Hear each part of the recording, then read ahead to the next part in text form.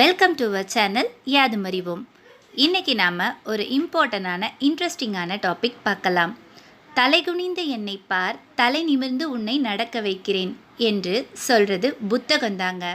ஆமாங்க, இன்றைக்கி ஏப்ரல் 23 உலக புத்தகம் மற்றும் பதிப்புரிமை தினம். சாதி, மதம், மொழி, இனம் ஆகிய ஏற்றத்தாழ்வுகளை தாண்டி கல்வி ஒன்று தான் எல்லாத்துக்குமே ஏணிப்படியாக இருக்குதுங்க. அந்த கல்வி புத்தகங்கள் வழியாக தான் நமக்கு கிடைக்கிது. எதை எப்படி படிக்க வேணுன்றதை ஃபஸ்ட்டு நாம் அறிஞ்சு படிக்கணுங்க. சில புத்தகங்களை படிக்கணும், சிலதை அசை போடணும், சிலவற்றை உள்வாங்கிக்க வேணுங்க.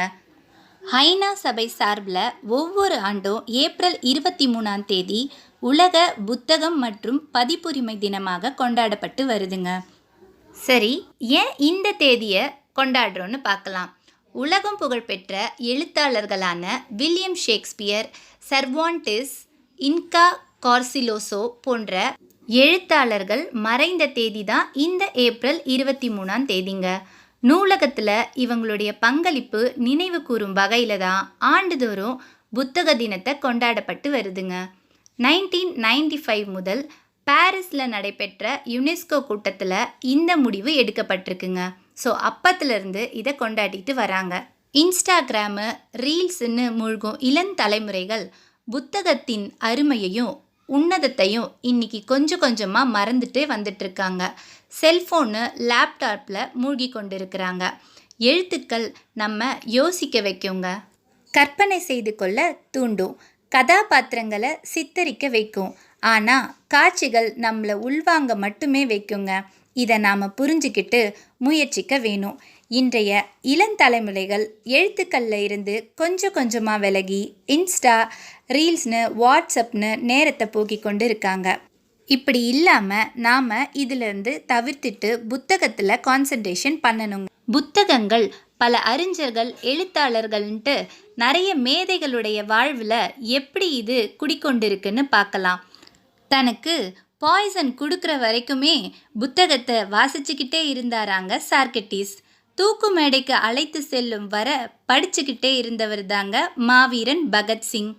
படித்துக்கிட்டு இருந்த புத்தக நூலை முடிக்க வேண்டுன்றதுக்காகவே அவருக்கு ஏற்பாடு செஞ்சிருந்த அறுவை சிகிச்சையை, அதுக்கான தேதியை மாற்றி வைக்க சொன்னாரா பேரறிஞர் அண்ணா. ஒரு ஊரில் நூலகம் திறக்கப்படும் போது அங்கே இருக்கிற சிறைச்சாலைகள் மூடப்படும் அப்படின்னு சொன்னார் விவேகானந்தர் அவர்கள். துப்பாக்கியிலிருந்து வெளிவரும் தோட்டாவை விட வீரியமான ஆயுதம் புத்தகம்னு சொன்னார் மார்ட்டின் லூதர் கிங். இப்படி இன்னும் பல விஷயங்களை சொல்லிக்கிட்டே போகலாங்க. அன்புக்குரியவங்களுக்கு யாருக்கேனும் ஏதாவது பரிசளிக்க விரும்புனீங்கன்னா அவங்களுக்கு உகந்த புத்தகங்களை வாங்கி பரிசளிங்க. அது நிச்சயம் அவங்களுடைய சிந்தனையை தூண்டும் வகையில் அமையுங்க. ஒவ்வொரு புத்தகமும் ஒரு படைப்பாளியின் எண்ணங்களையும் உணர்வுகளையும் கற்பனைகளையும் கனவுகளையும் அச்சு வடியில் தொகுக்கப்படும் எழுத்து களஞ்சியம்னே சொல்லலாங்க.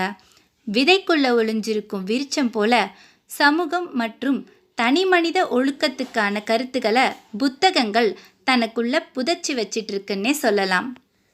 ஸோ நாட்டில் மட்டும் இல்லை, ஒவ்வொரு வீட்டிலையும் புத்தக சாலை அமைப்பது அவசியங்க. தேடுதலின்றி வாழ்க்கையில் எந்த உச்சத்துக்கும் போயிட போகிறதில்ல. அப்படிப்பட்ட தேடுதலின் ஆரம்ப புள்ளியே புத்தகம்தாங்க. புத்தகம் வாசிப்பு என்பது ஓடும் நதியை போன்றது. ஒரு புத்தகம் இன்னொரு புத்தகத்துக்கு நம்ம அழைத்து செல்லும்னு சொல்லலாம். அப்படிப்பட்ட புத்தக நதியில் மூழ்கி புத்தம் புதிய சுக அனுபவங்களை பெற நானும் தயாராக இருக்கேன். நீங்களும் தயார் தானே? புத்தகங்கள் தான் சான்றோர்களையும் சாதனையாளர்களையும் உருவாக்கும் என்பதனால வாசிப்ப சுவாசமாக கருதி நேசிப்போம். மடமை சுமைகளை சுட்டெரிப்போம். அனைவருக்கும் நன்றி. இந்த வீடியோ உங்களுக்கு பிடிச்சிருந்தா உங்கள் ஃப்ரெண்ட்ஸ்க்கு ஷேர் பண்ணுங்கள். Thank you so much.